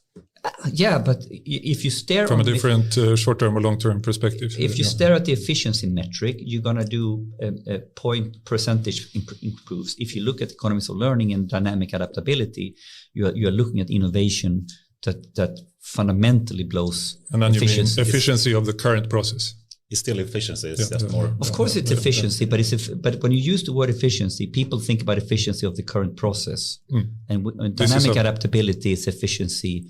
Or profitability of the current business model. Yeah, yes, and exactly. Please don't do that. Do something else. So, what about the future of Center of Applied AI? Do you have any? What's happening? You don't have to, think about a 0-person, unicorn company. Just, anything specific coming up that you're excited about for the Center of Applied AI. So this construct is not rigged for very disruptive change. Of course, I mean it's an incremental activity at a sort of a fairly small scale compared to the big numbers one can toss around. Let me make a statement here. And I would say that the Center of Applied AI will look more or less exactly the same in 10 years. 10 years? No, because it's only planned for another 3 years. So. Okay. No, I don't think so. I don't think so at all. I think within just a few years, the ketchup is out of the bottle. And when it comes to understanding the profitability of adopting these methods, this will just become painfully obvious. So in 10 years, I would be surprised if rice will probably exist in 10 years, and I would be surprised if the corresponding activities will not be 10, 20, 50 times bigger in 10 years. In just a few years, no. It's the usual thing that you tend to exaggerate sort of short-term change, but long-term change, I think, will be profound, actually. But do you mean for the center or for society? Not necessarily. I mean, we currently have it doesn't have to do with center, it has to do with RISE as an AI organization. And we already have a sort of line organization with groups driving these areas. The center is just a program to accelerate this. But for RISE as a whole, I'm very sure that AI will be more than 10 times a bigger phenomenon. Yeah, but yeah. It would be strange if it's not. But the argument then is if you imagine now the AI part of RISE, how you organize that. Yeah. If you basically now, okay, take a Sam Altman stance on this. We need to go big on this or go home. You would probably start sorting this slightly different than today. Or I think we will still have corresponding back office sort of super experts in methods, but I think AI will have started to become integral parts of the way of working of all the parts of RISE within 10 years, certainly. Maybe one or two areas left behind. Would the model, the way you approach this now, would that scale tenfold? Or do you need to, where would you need to adjust to scale it tenfold? I think so. I mean, you already are doing that. I mean, you have more of a hub and spoke kind of starting point already, right? So that will expand, and that I think is clear. The point I'm trying to make here a bit is, and I would like to see if you agree or not. I think we all agree that, the technical innovations that we're seeing will be really, really fast. And, in a couple of years, 3, 4, or 5 years, we will have amazing AI that can reason and be very agentic and do a lot of things that we can't do today. That will be extreme. My point then is that societal and organizational changes will take much longer time. They always do. Yes. So I mean, even if we say, oh, no, it's going faster now. Yes, some things are going faster, but just look at the adoption of internet and whatnot. So, I mean, so many people are afraid, if we have an AGI now coming in X number of years, we will lose all our jobs and everything will change. And I don't believe that. That's a bit my point. I think you're right. The losing all the jobs will take longer time because it requires other technology revolutions in terms of robotics, for example, and 3D printing, things like that, automatic. And then history has shown us that when we get new tools and we work on different abstraction levels, not necessarily has the job disappeared, or some has, but a lot of them has changed and other jobs has come up instead. So you have, so the factory looks very different. But today. Is it a natural law? I wonder. Natural law? I mean, if it's a totally different ballgame now with the technology that actually can replace cognitive and humans, what humans do. Yeah, so the core question is this a different ball game altogether because it's a cognitive ball game?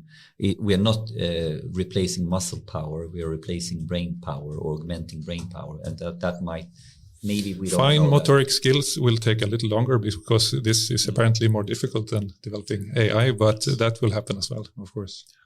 So cognitive first, but then also to more physical systems as well. But changing the society and companies, I think, will take equally decades. Decades. Yeah. Okay, should we end there perhaps with the standard question? Yeah, let's. I hinted to the standard question, but let's ask it properly, like you always do, Anders. Well, assuming that point will happen, then that we don't only have a cognitive AGI, but potentially even a physical AGI.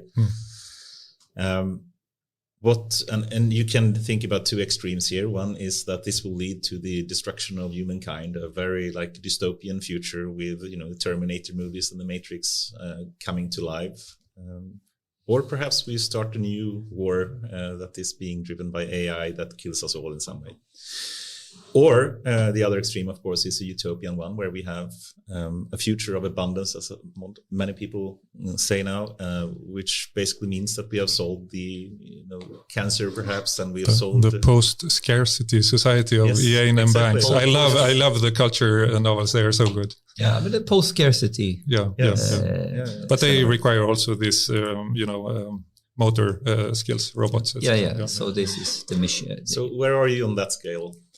Between a utopian and dystopian future? Yeah, I believe they can more or less, I mean, not the full-blown dystopia cannot coexist, but I mean, today, people are living in abject poverty and misery, and some are very rich, and this will continue. So we will have a mixture of utopia and dystopia for a long time to go. So you answer this in a new way. Do you think there's a scenario where this is actually not either or? It's really... No, I mean, some people will kill other people with AI robots as they are killing them in other ways today. Will there be less poverty in that future? There could be, of course. But the question is, who owns the productive technology? Who controls it? Who cares enough? Who distributes the wealth? Who distributes the wealth? Who cares enough to distribute the wealth? Sam Altman? I don't know. Maybe. If someone will tell wonderful stories about him after he's dead, maybe he will. Yeah. Oh, I'm eager to go to the OpenAI story. But we didn't do the news section. We forgot about that. No, we should be. No, it's not. No, it's done. Too late. Okay. Cool. Okay. That's an interesting answer. That's an interesting angle. That was a fresh angle because we asked this question at least 50 times. I think so too. It's an interesting thought experiment, and to hear people's answer to this. Yours was very nice, very interesting. Right. We take the news, I think, off camera. So with that, I'd love to thank you very much, Sverker Jansson. I hope you stay on for a bit of an off-camera discussion. But it was a true pleasure to have you here, and thank you very much. Thank you so much. Thank you.